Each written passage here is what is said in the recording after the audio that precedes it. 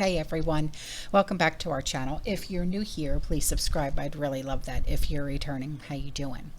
Before I start this video, I just want to let everyone know that this video is for educational purposes only, and I'm not trying to instill fear into any one of you. I'm going to give you the entire story with all of the facts to the best of my ability with information that's already out there on the internet. And I implore you to do your own research so you can form your own opinions, okay? Please be nice to everybody everywhere, especially in the comment section below, because you know, negativity is not needed nor is it wanted, but positivity can actually change a person's life.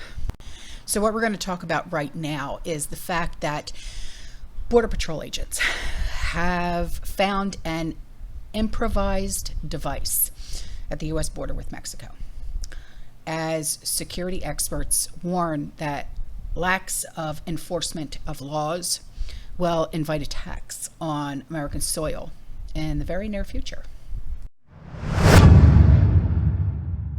So, like I said, Border Patrol uncovered a device in Texas in September, another one at a port of entry in Arizona in May. And officials have found homemade devices similar to the kind that was used to hurt and maim U.S. soldiers in Iraq since at least 2018. And the discovery comes as officers encountered 736 people on the U.S. watch list this year.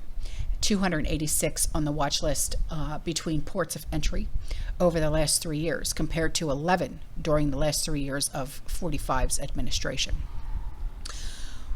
What's coming across the southern border is not just Central Americans or Mexicans or South Americans.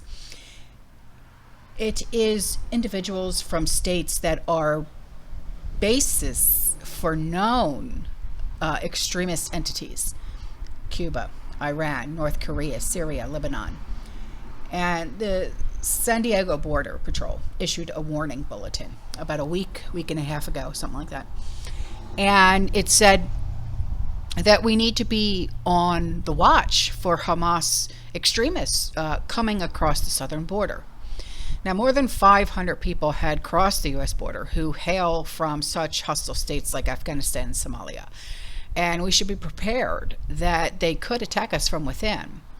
And I'm very worried. I'm very worried that the horrible attacks from Hamas will inspire lone wolves in our country, like we saw happen in Belgium when 2 Swedes lost their lives to an Islamic extremists. And it could release cells that are going to have premeditated attacks here. And some, are actually worried that the U.S. is for the importation of Mexico's illegal substance wars, which have claimed the lives of 61,637 Mexicans since 1964, which is the vast majority since 2006. And U.S. officials have encountered a total of 8,396,199 border crossers during the Biden-Harris administration. This is according to figures from U.S. Customs and Border Protection, including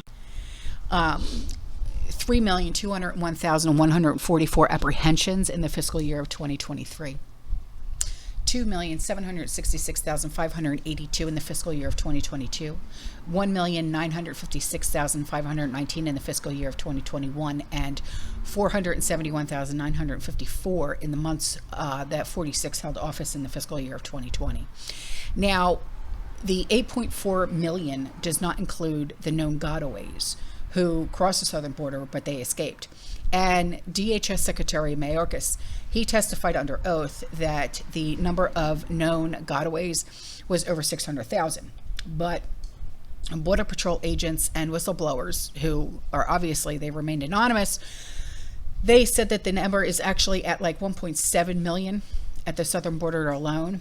And former U.S. Customs and Border Patrol Protection Chief Mark Morgan placed the number of known gotaways at about 1 million in 2023 alone.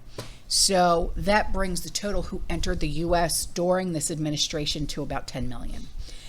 But it does not include the unknown gotaways. And Border Patrol figures said that by definition, we do not know, but we think it's another 50% or so another 800,000 to 900,000 additional border crossers who entirely evaded detection. They said, we have no idea who these people are. So if the border crossers encountered at the border during this administration were a state, just think of this, okay? If they were an entire state, they would actually be the 10th largest state in America after California, Texas, Florida, New York, Pennsylvania, Illinois, Ohio, Georgia, and North Carolina. The crush of humanity that is crowding across the southern border has imposed a high cost on the communities where they have settled down. In these states from Alaska to Texas, shelters are full, food pantries are empty, law enforcement is strained, and aid workers are extremely exhausted. So states are now forced to provide financial, educational, and medical support to these border crossers. And the support is skyrocketing in cost due to record inflation and the unprecedented influx of them coming into our states. As chaos increases, congressional Republicans have tried to bring ailing states much needed relief, but American citizens, they need their security as well. They need greater security, honestly. Senator Marco Rubio from Florida, he introduced an act, and it's called the Tourist and Admissibility Codification Act, and it is to prohibit entry to any border crosser who, or immigrant really for that matter, who has publicly supported Al-Qaeda, ISIS, Hezbollah, Hamas, or the Palestine Islamic Jihad.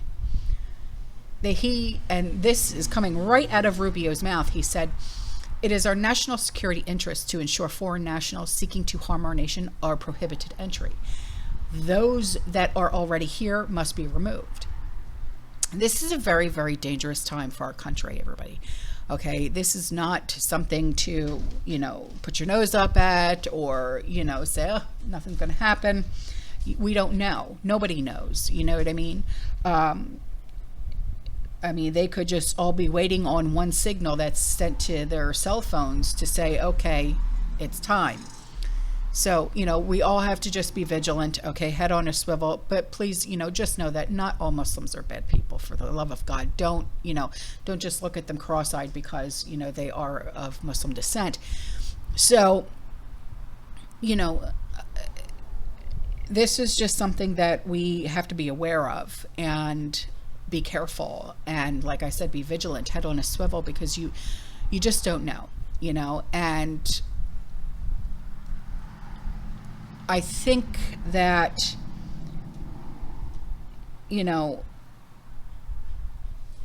it's just, yeah, damn, this is dangerous. It really truly is. And that's just me saying it, it really truly is dangerous, because are we safe? I'm not going to say yes, I'm not going to say no, because I don't want to be accused of fear mongering, you know what I mean? Because that's not who I am and what I'm all about. So I just hope that everybody heeds this warning, you know what I mean? And because if it comes down to it, there's not going to be any such thing as bugging out, you know what I mean? We're going to be bugging in. So in my opinion, amp up your security around your home. Okay, I'm working on that right now, actually. And I'll show you in another video what I'm doing, okay? Amp up your security, amp up your preps, have a plan in place, for, God forbid, just in case anything were to come to your front door, that type of thing. Now, I'm not saying, that you should try and run and stuff like that, because, being out there instead of being in your own home, I think that's more dangerous than anything. So, all right, guys, I'm out of here. All right, I will see you in the next one. You stay safe, you stay positive, you keep prepping, and as always, fearless. Ciao.